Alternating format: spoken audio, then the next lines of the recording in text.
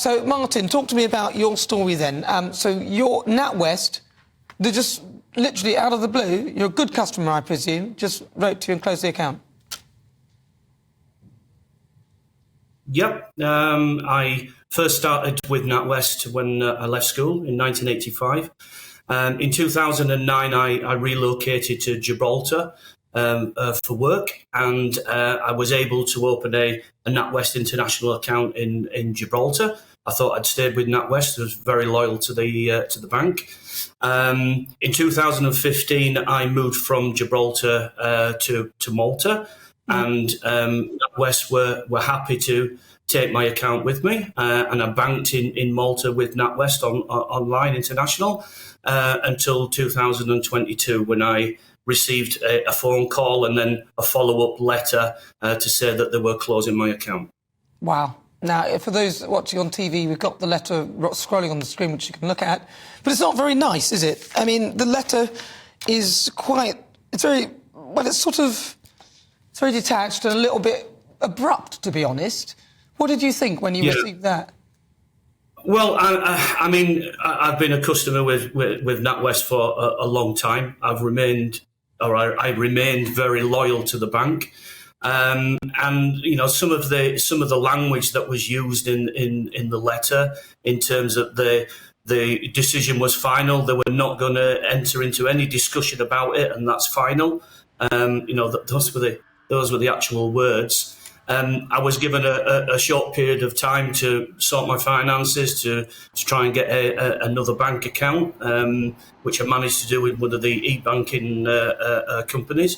But I just felt, you know, I actually took it at face value. I took NatWest at face value in the fact that they said that Malta was grey listed, and they could no longer offer facilities there, which, as I say, I took at face value. But then, you know, it transcribed that my partner's account, she's had it the same amount of time as I have, the international account, since we were in Gibraltar. That remained open, and it's still open to this day. We know, again, we trusted them and put it down to a bank error. But after recent developments, you know, that have come to light, I'm not so sure. Well, have you pursued this now and found out? Have you got in touch with them to give you a proper reason? Well, I mean, it's probably not like the NatWest UK process, where they've online. There's an actual step-by-step guide how to get an SAR. So I contacted NatWest International at the start of this week.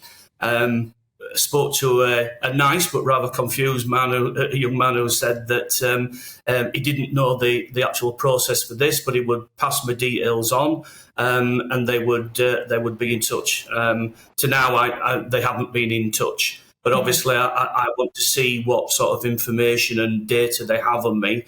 And in fact, if it was Malta that was the issue, or, you know, perhaps, you know, I'm, you know, quite active online. I class myself as probably a right of centre libertarian. So perhaps, you know, views that match some of, you know, the people that have been cancelled. So I'd be very interested to find out exactly why my account was closed. Well, I bet you would. I'll just read bits of this letter. So it says, you'll need to make alternative... This is the letter that was written to Martin. This is in the middle of it. It said, you'll need to make alternative banking arrangements because at the end of the 60 days or other agreed period, in brackets, any overdraft facilities will be withdrawn. Any standing orders and direct debit authorities will be cancelled. All cards and checkbooks for your accounts will be stopped.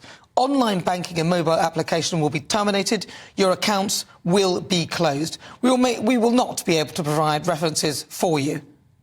If you do not provide us transfer instructions within the notice period, any funds in your account will remain yours, and we will hold these in the same currencies until such a time as we hear from you. Honestly, there's a bit about no interest being applied to the funds, and it says, please visit our branch in any other jurisdictions or call our telephone banking team for further details on how to reclaim your funds. So basically, if you left anything in, then you can just call someone and find out what to do. Out of interest, when you went for another bank account, was there any difficulty? Did you struggle? Because Nigel had loads of refusals. Well, in terms of local bank accounts, that option was taken off the table to me, because as I've said, Malta will be grey-listed, and the local banks were reluctant to open new accounts for non-Maltese nationalities.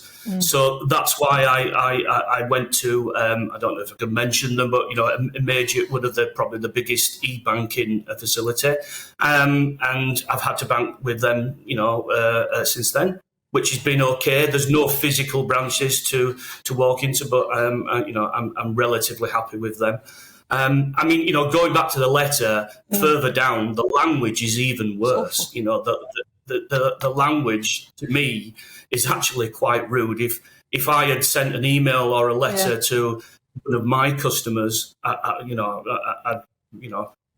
I'd probably be looking for another job by now. Yeah, I don't. Well, listen, Martin, it's really good to hear your story, because there's many others like you. Thank you so much for talking to us. He's there in Malta, giving us his thoughts as well. NatWest did respond. They're saying that NatWest Group is unable to comment on individual customers without customer consent. Very good.